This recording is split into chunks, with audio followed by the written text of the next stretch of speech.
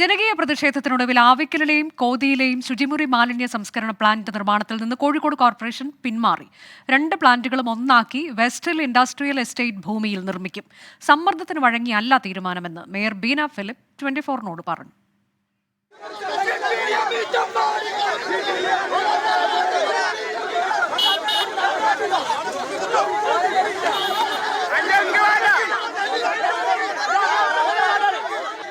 കോതിയിലെയും ആവിക്കലിലെയും ശുചിമുറി മാലിന്യ സംസ്കരണ പ്ലാന്റിനെതിരെ ഉയർന്നത് വൻ ജനകീയ പ്രതിഷേധം.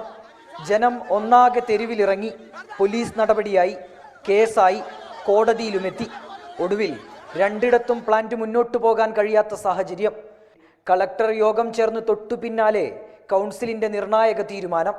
ഒരർത്ഥത്തിൽ ആർക്കും വേദനയില്ലാത്ത രീതിയിൽ നമുക്കിത് അങ്ങോട്ട് കൊണ്ടുപോകാൻ കഴിഞ്ഞു എന്നുള്ളത് നല്ല കാര്യമായിട്ടാണ് കോർപ്പറേഷൻ കാണുന്നത്.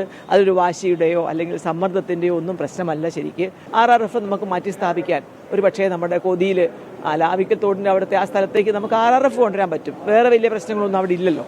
വെസ്റ്റ് ഹിൽ ഇൻഡസ്ട്രിയൽ എസ്റ്റേറ്റ് ഭൂമിയിലാണ് പ്ലാന്റ് നിർമ്മിക്കുക.